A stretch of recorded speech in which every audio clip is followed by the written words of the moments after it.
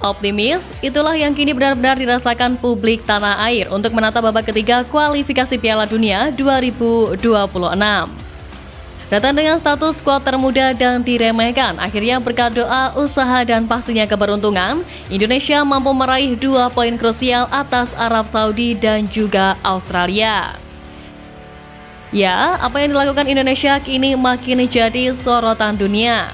Bagaimana tidak, dalam 2 tahun terakhir, prestasi skuad Garuda sama sekali tidak main-main. Mulai dari lolos Piala Asia via kualifikasi, lolos 16 besar Piala Asia Senior untuk pertama kalinya sebagai tim termuda, lolos semifinal Piala Asia U23 dengan status tim debutan, dan juga lolos untuk pertama kalinya ke round ketiga kualifikasi Piala Dunia 2026 plus tim termuda juga. Progres yang ditunjukkan Indonesia ini turut menuai banyak pujian, termasuk dari legenda timnas Christian Gonzalez. Pada laga terakhir kemarin, Gonzalez dan ex-penggawa Garuda lain turut hadir ke SUGBK untuk memberikan semangat dan dukungan langsung pada timnas Indonesia. Melalui unggahan Eloko di media sosial Instagramnya, ia mensyukuri hasil apik yang diraih skuad asuhan Sintayong. Bahkan hasil itu disebut-sebut mengingatkan kembali memori lamanya pada tahun 2010 dalam ajang Piala AFF. Perkembangan positif yang ada di skuad Garuda ini pun membuatnya bangga sebagai sosok yang pernah berjaya bersama timnas di masanya. Menariknya, memori yang teringat Eloko bukan hanya momen baik, ia tiba-tiba membahas isu suap yang menimpa timnas Indonesia di Piala AFF 2010. Saat itu, beberapa pemain timnas dituding menerima suap agar mau mengalah dari Malaysia pada laga final di Stadion Bukit Jalil. Isu tersebut muncul karena skuad Garuda tiba-tiba bermain sangat buruk hingga menelan kekalahan telak 0-3 dari Harimau Malaya. Selama 14 tahun isu ini berlalu, mantan penyerang andalan timnas Indonesia itu menanggapi hal tersebut dengan menegaskan bahwa ia tidak menerima suap apapun pada pertandingan final Piala AFF 2010. Selain itu, ia juga mengatakan bahwa menjadi pemain naturalisasi tidaklah mudah. Naturalisasi tidak gampang, banyak pengorbanan agar bisa membela timnas, dan bermain dengan hati saat membela timnas Indonesia selalu saya berikan di setiap pertandingan.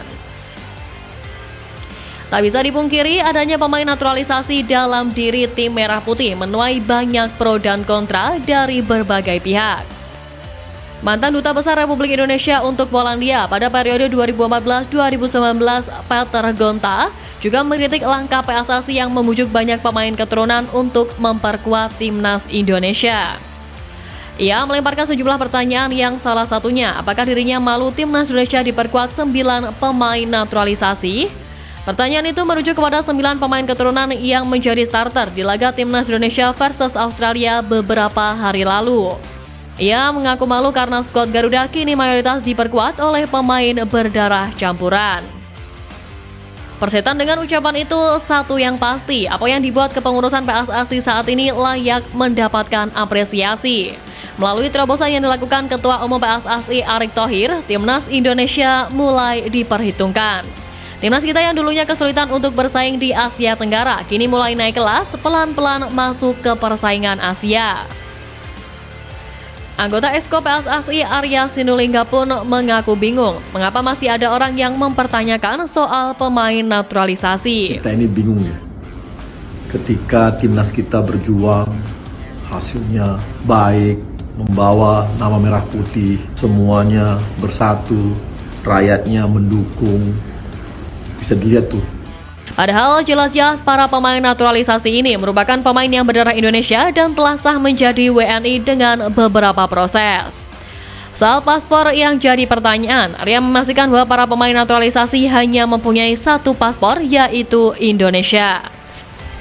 Sedangkan soal generasi pemain, Arya juga menyinggung pembinaan kelompok usia di timnas Indonesia sudah berjalan dengan baik dan banyak menoreh prestasi. Terlepas dari kritikan yang dilontarkan ex-dubes itu, kehadiran pemain keturunan justru dipuji oleh pandit asal Amerika Serikat. Laga skuad Garuda di babak ketiga ajang bergengsi dunia ini memang tak habis-habis disorot oleh dunia.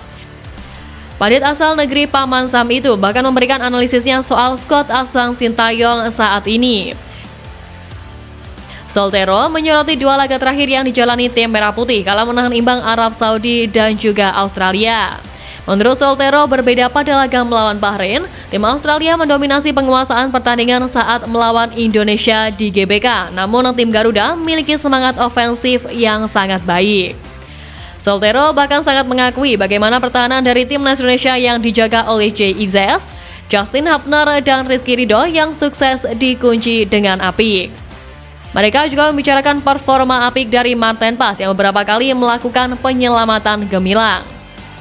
Penampilan impresif para pemain keturunan itulah yang membuat PSSI terus mencari bakat baru demi kemajuan timnas Indonesia. Seperti yang kita tahu, dua calon pemain timnas Indonesia, Miss Hilgers dan Eliano Reinders, sudah mendapatkan tanda tangan dari Presiden Republik Indonesia Joko Widodo, dan kini keduanya menantikan proses selanjutnya. Proses ini merupakan pemberian rekomendasi kewarganegaraan Republik Indonesia dari Komisi 10 dan Komisi 3 DPR RI. Namun sebagai informasi, saat ini DPR RI tengah dalam transisi kepemimpinan, sehingga publik merasa hal ini akan menghambat proses naturalisasi dua pemain anyar tersebut. Namun, Menteri Pemuda dan Olahraga RI Dito Aryo Tejo memastikan transisi kepemimpinan di DPR RI tidak akan mengganggu proses naturalisasi calon pemain timnas Indonesia. Menpora juga akan memantau langsung apakah berkas tersebut sudah masuk ke DPR. Miss Hilgers dan Eliano Reinders sendiri akan diproyeksikan untuk bergabung dengan skuad Ahsan Sintayong pada Oktober mendatang. Pada FIFA Matchday edisi Oktober nanti, skuad Garuda akan tampil di dua laga tandang melawan Bahrain dan juga Cina. Harapannya proses naturalisasi keduanya bisa rampung sebelum timnas Indonesia bertandang ke markas lawan.